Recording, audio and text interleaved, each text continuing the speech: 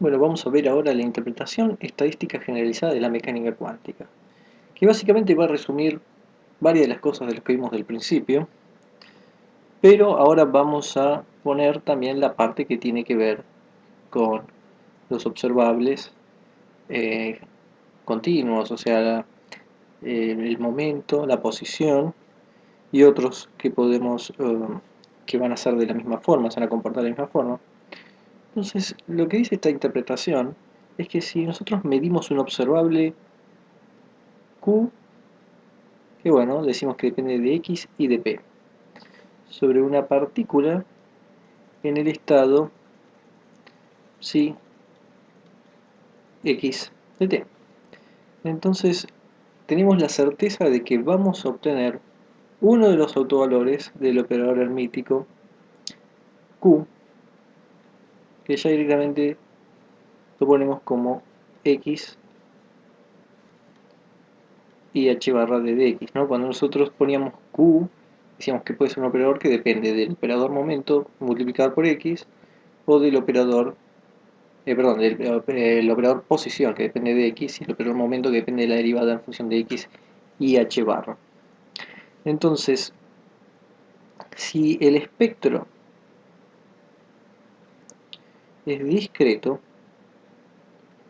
entonces lo que tenemos ahí es que la probabilidad de obtener un autovalor, digamos q sub n, que está asociado a una autofunción eh, normalizada fn x, entonces esta probabilidad va a ser módulo de cn al cuadrado, donde cn viene dado por hacer el producto interno entre fn y psi. Donde, bueno, lo que podíamos decir era que teníamos una base de autofunciones y el cn nos daba como la proyección del psi en la base, digamos, la parte de la base que tiene que ver con fn. Eso era exactamente lo que teníamos también con el spin, donde solo teníamos que valga 1 o menos 1 y entonces teníamos la base era simplemente dos vectores, pero acá cuando tenemos funciones ya podemos tener infinitas.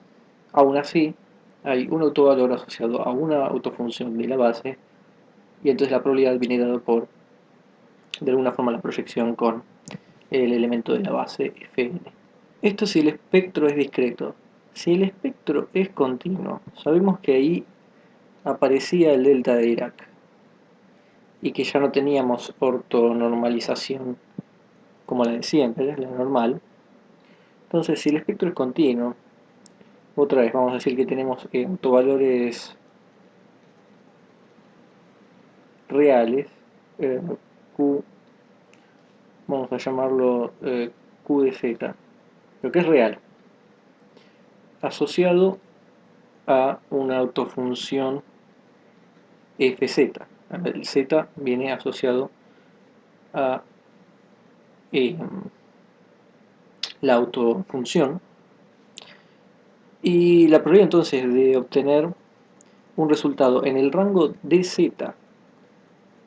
¿Por qué dz? Porque estamos en un continuo, entonces tomamos diferenciales, ya no tenemos la discretización que teníamos en el espectro es continuo, entonces la probabilidad de tener un resultado en el rango de z va a ser el módulo de cz al cuadrado multiplicado por el diferencial z, donde en este caso tenemos que cz va a ser otra vez el producto interno entre fz y el psi. El psi, que es el estado asociado a una partícula, y bueno, y siempre hay que recordar que el q es el observable y el q con sombrero estamos hablando de el operador asociado al observable. Bueno, como decimos siempre, luego de la medición, la función de onda colapsa al correspondiente autovalor, donde si lo asociamos con lo que teníamos con el spin, podríamos tener spin más 1 o menos 1 en ese caso, bueno, colapsaba a uno de esos. En este caso va a poder ser cualquiera de los q sub n que teníamos o cualquiera de los q sub z que teníamos en el caso de los espectros continuos. Por supuesto, como tenemos diferenciales en el caso continuo, hay que interpretar eso como que colapsa a un rango de alguna forma angosto sobre el valor de medición, ¿no? Que también eso va a tener que ver con la precisión del aparato que mida, ¿no? Pero bueno, acá estamos justamente en el espectro continuo y siempre hay que considerar esas cosas. Bueno, y lo que podemos agregar es que nuestra función de onda psi se puede escribir como combinación lineal de los C sub n y los Fn de x, ¿no? En este caso podríamos inclusive considerar que es una base de autofunciones. Y justamente cada término C1, C2, C3, cada uno de ellos los calculamos haciendo la proyección, haciendo el producto interno. Por supuesto, hay que tomar, acá voy a poner el caso discreto, el caso continuo es lo mismo, pero bueno, hay que continuizarlo justamente. Bueno, que la probabilidad total debe dar 1. Si cada Cn me estaba dando la probabilidad de que ocurra eh, el autovalor Qn, ¿no? Que está asociado al Fn justamente, bueno, entonces la suma de todos tiene que darme 1, o sea que algo tiene que pasar, ¿no?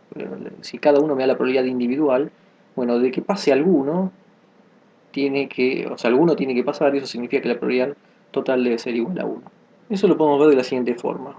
1 es igual a producto interno entre psi y psi, ¿no? Si tenemos nuestros estados normalizados.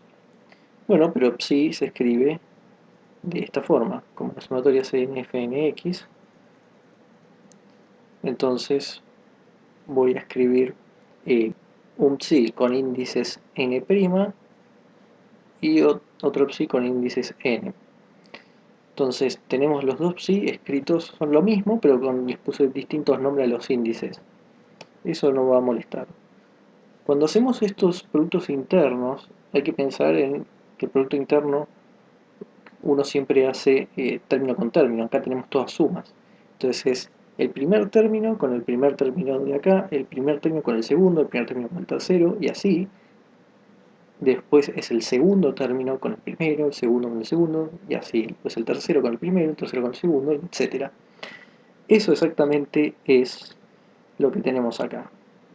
Es primero, fijas el primero, un 1, y luego empiezas a correr la segunda sumatoria. Y obviamente los de este lado tiene que estar conjugado. Este es el Cn', Cn, y luego tenemos justamente los que vendrían a ser los vectores, que son las funciones de Fn', Fn. Entonces, esto y esto son iguales, y como sabemos que los Fn hacen una base ortonormal, tenemos que podemos escribir esto como delta de Kronecker. Cuando sean distintos va a dar 0, y cuando sean iguales va a dar 1. Entonces, lo que hacemos ahora sí es eliminamos todos los términos que tienen que ver cuando n' es distinto a n, y cuando queda igual queda el 1. Esto se convierte en 1, acá solo queda n, acá me olvidé una estrella, entonces acá va a quedar n, que es lo que tenemos acá, n que ya teníamos, esto se convierte en 1, esto ya pasa a ser igual, así que no hay ningún problema con eso. Bueno, y esto que tenemos acá es cn al cuadrado. En definitiva llegamos a que esto es igual a 1, que es lo que decíamos, que la probabilidad total tiene que ser igual a 1. Lo mismo podemos pensar para ver el valor de expectación de nuestro observable Q. El valor de expectación del observable Q va a tener que ser la sumatoria de Qn Cn al cuadrado.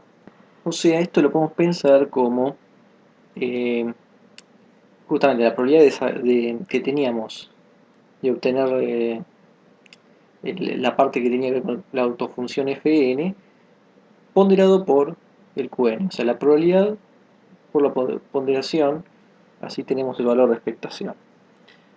Y eso lo podemos ver también de la misma forma que vimos lo anterior. Bueno, si tomamos que por definición del valor de expectación, esto es psi q aplicado a psi. Psi lo podemos escribir una vez más como la sumatoria de Cn' Fn', y ahora q aplicado a, bueno, Cn', es exactamente lo mismo. Bueno, pero ahora vamos a usar que QnFn es igual a QnFn, es decir, Fn es una autofunción con autovalor Qn. Reemplazamos eso acá y entonces nos va a dar la sumatoria n', n de Cn estrella, Cn, Qn. O sea, hicimos este paso que hicimos antes, pero ahora tenemos un Qn que sale de hacer esto. Y luego otra vez tenemos Fn', Fn, que una vez más esto es exactamente lo que tenemos multiplicado por el delta de Kronecker, n', bueno, y esto otra vez más, cuando n' es igual a n, da 1, el resto da 0, y eso entonces nos da la sumatoria solo en n de los q sub n Cn cuadrado, que es exactamente lo que queríamos ver. Bueno, entonces de esta misma forma podemos recuperar lo que pasaba con la posición. Nosotros sabemos que en la posición, el operador posición tiene autovalor cualquier número real y con autofunción el delta de Dirac, que podemos ponerlo como x menos y. Bueno, entonces esto lo podemos llamar también g y x. La cuestión es que es una autofunción con autovalor y. Autofunción ya vimos en la manera continua que era ortonormal Dirac. Entonces, por ejemplo, el ci, que iba a ser el coeficiente, o sea, lo que reemplaza los cn que vimos antes, es gi por psi, producto interno. Eso es hacer la integral del delta del delta de Dirac, en este caso sí, pero bueno, ya sabemos que el pico está en i, lo cual significa que hay que evaluar esto en i. El t queda fijo porque solo estamos hablando de una parte espacial ahí. Entonces, como habíamos dicho antes, la probabilidad es el módulo de c por el de z, o sea que acá la probabilidad es el módulo de it por di al cuadrado, ¿no? Porque decía el c y acá vemos que es el psi, así que eso al cuadrado. ¿Qué pasa en el caso del momento? Bueno, en el caso del momento nosotros sabíamos que nuestro operador derivada tenía como autofunciones f de px que eran e1 sobre raíz de 2 pi h barra e a la i px sobre h barra. Estas eran las autofunciones. Y entonces podemos hacer exactamente lo mismo otra vez y calcular justamente fp por interno psi para que nos dé los cp's. Y bueno, esta integral, resolver esta integral nos daría los cp's. A esta integral se la llama tiene un nombre, se la llama como phi, depende de p y de t, y se llama la función de onda del espacio de momento. Básicamente es la transformada de Fourier de psi. Tiene que ver con algo que habíamos visto antes. Si acá estamos en el espacio de momento, una transformada de Fourier nos pone en el espacio eh, de posición. Eso sería tener la psi de vuelta, pero ¿en función de qué? En función de la phi. E a la i px h barra phi de pt. Entonces podemos estar en el espacio de momento o en el espacio de, digamos, posición. Entonces, en este caso la phi era la función de onda del espacio de momento y acá el psi va a ser la función de onda en el espacio de posición. Entonces, volviendo a lo de antes, una vez más vamos a aplicar que